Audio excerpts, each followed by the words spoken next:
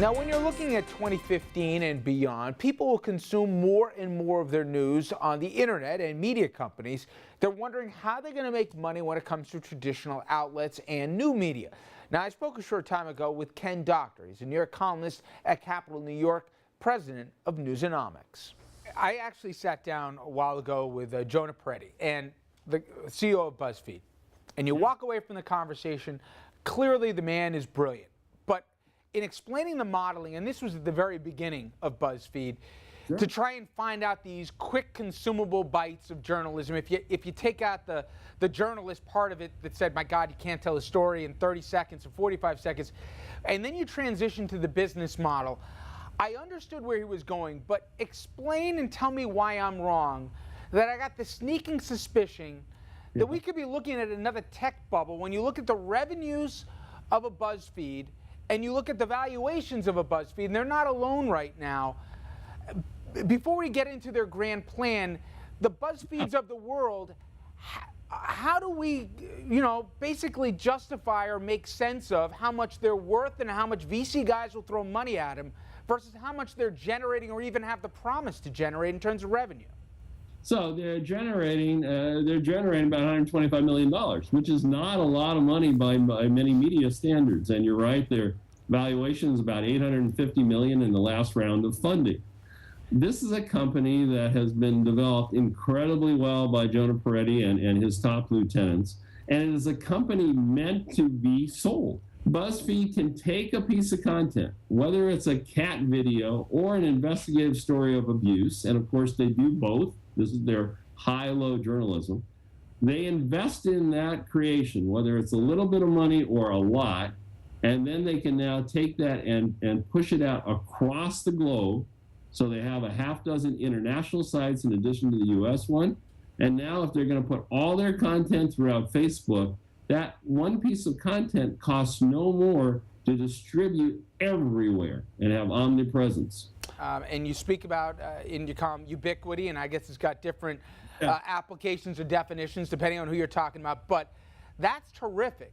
But if you're now not finding basically a home base to go to and you're trying to spread it out over as many platforms as you can, are people going to sit through an ad if they just want to watch the cat video on a totally different platform, monetizing it by, I understand the whole idea is to get as big as possible so you drown out the competition, but at a certain point, don't you still have to make money over wherever they go to look at it?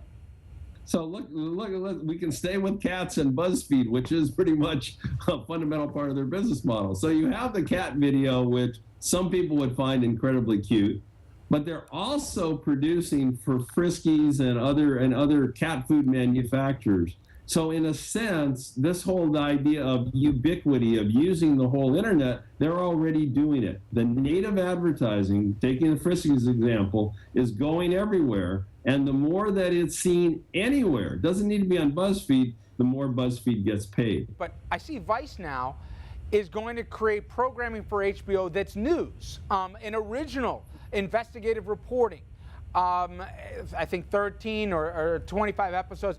Is there still a model, really, whether you're print or broadcast in whatever form, that at a certain point, people just don't want to aggregate. They're going to want original content. And have we reached the tipping point where you can cut only so much to the bone? There still needs to be content, and it can't all be the same thing.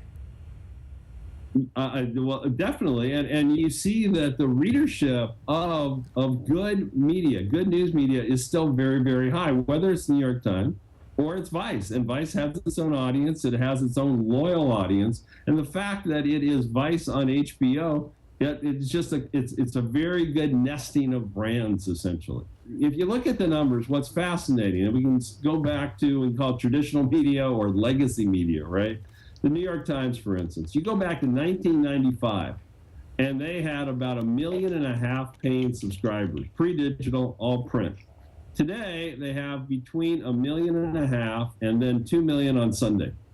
All the change that's happened for the last 20 years, and the number of paying subscribers is the same.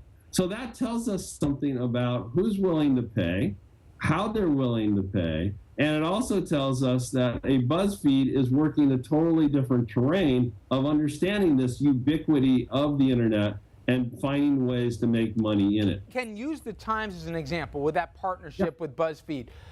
Are they getting it both ways, or are they risking being half pregnant? Whatever people think, they have an effective paywall method right now where you know where you're going to go if you want Times content, you're going to pay for it. Right. With what they're trying to do with BuzzFeed, are they just creating more platforms, or they're cannibalizing their own unique place where you go to consume it online? So when we look at what they might do with Facebook, right, we're talking about what they're going to do with Facebook, as BuzzFeed is doing.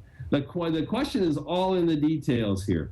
I do not expect that the Times is going to take all of its content and put it for free on Facebook like BuzzFeed says it's going to do. It makes much more sense that the New York Times will use Facebook, as it has. It will just experiment in different ways, and I think in deeper ways, to try to find new readers and also to leverage the advertising strength of Facebook.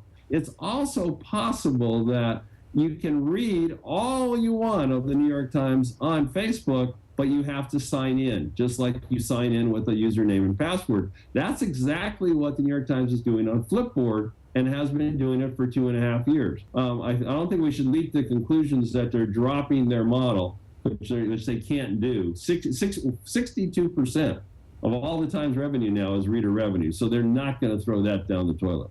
Again, Ken Doctor here, Capital of New York. Thank you so much. You're welcome. When we come back, we'll take a look closer to home at Hudson Valley Headlines.